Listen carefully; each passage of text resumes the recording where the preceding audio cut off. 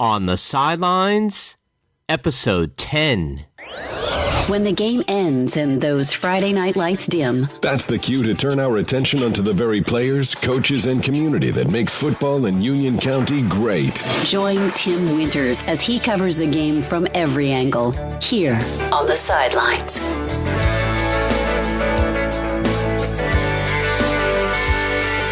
Thanks for listening, Union County Football Nation. I am Tim Winters, and we are on the sidelines today with Turner Schwartz, defensive back from Marvin Ridge. Turner Schwartz played 4 years of varsity football at Marvin Ridge High School as a defensive back and quarterback.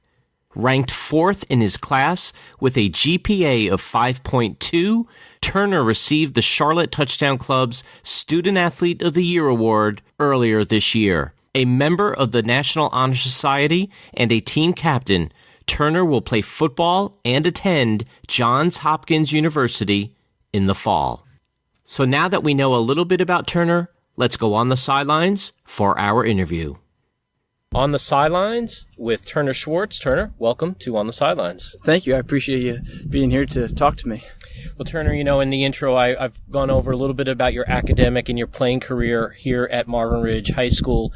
Tell us a little bit more about your background, where you were born and raised, and when did football enter your life? Right. So I was born in Minnesota, and we moved around a little bit, but I really rooted here, and we lived just down the road a little bit, and I would have actually gone to Charlotte Catholic had I not moved, and luckily we moved, and I got to play for Marvin Ridge, so that was good. And I wanted to play football all my life, so I played flag football probably starting, when I was 4 or 5.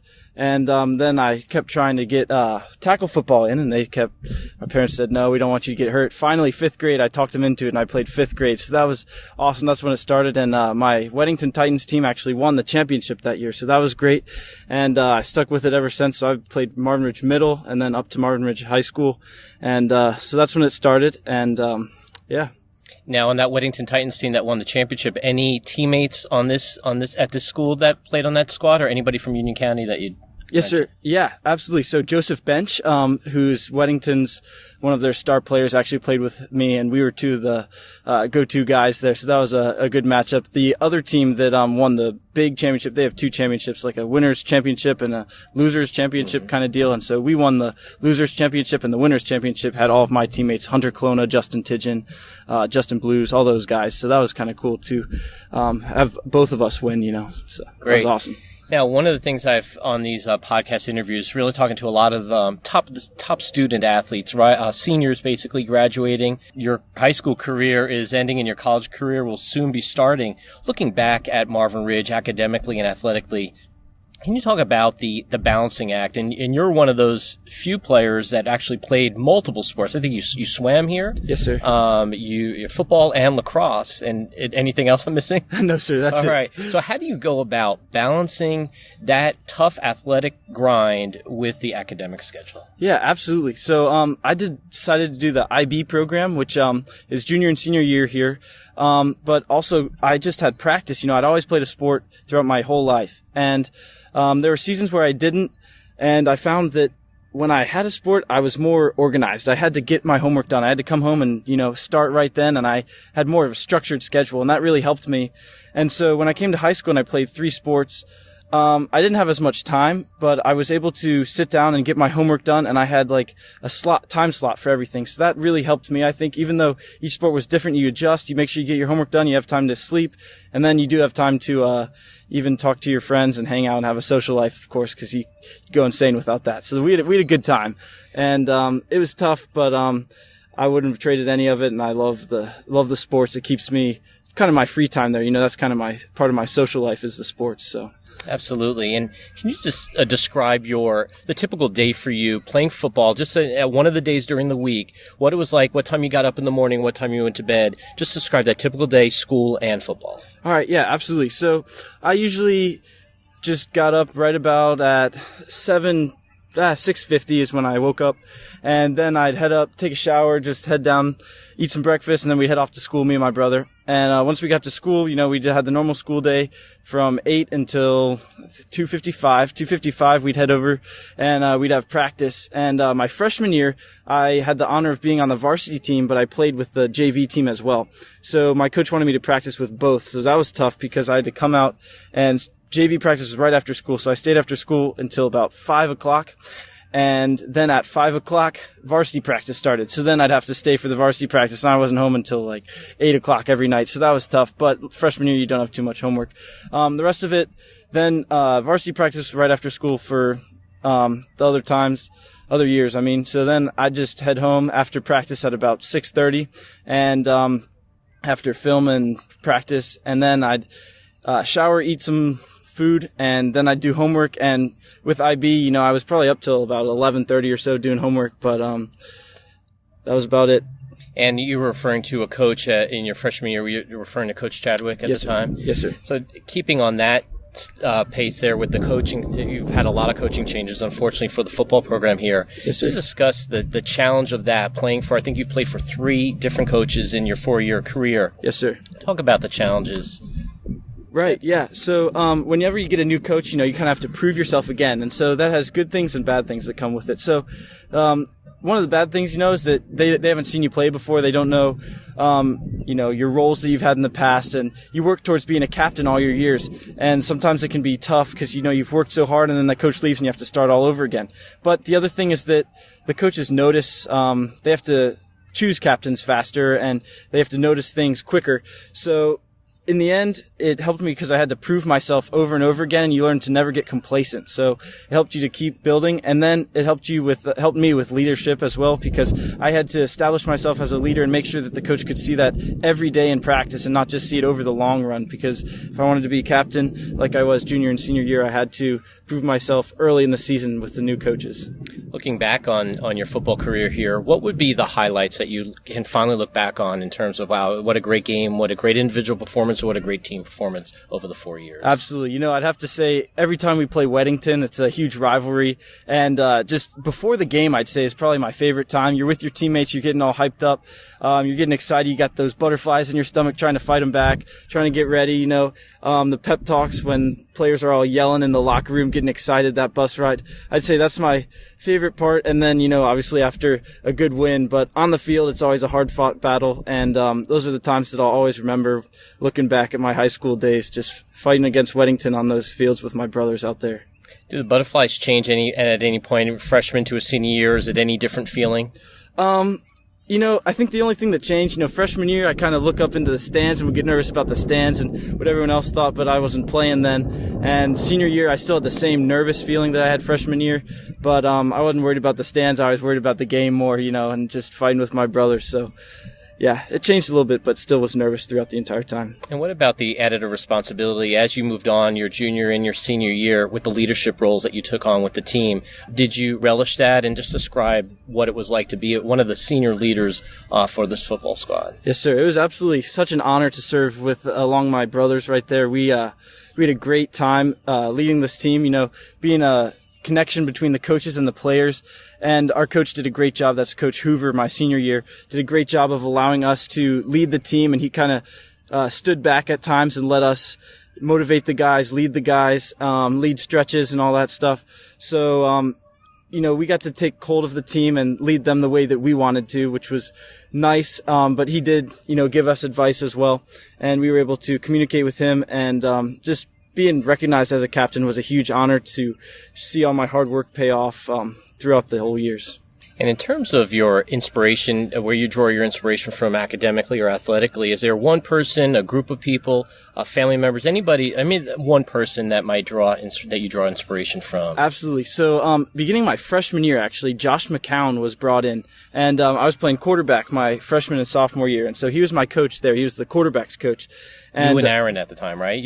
Aaron Pilkington, sophomore year. Yes, sir. Yeah. And so Josh McCown was our coach, and he played in the NFL at the time, and he has been in the past couple of years as well. So that's been cool to see him.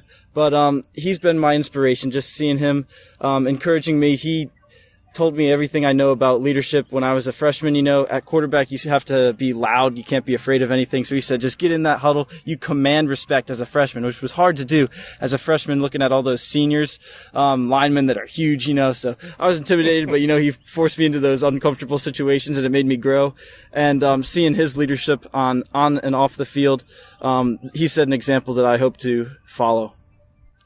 And in terms of your high school career is ending in just a matter of days, your future at Johns Hopkins, what your plans of study are, and what you really see for yourself over the next 2 or 3 years. Gotcha. Yep. So I'm planning to study pre-med. It's a track, so I can't major in pre-med, but I'm trying to go pre-med and eventually get into Johns Hopkins Med School. That's the goal, and become a doctor. The next... All while playing football.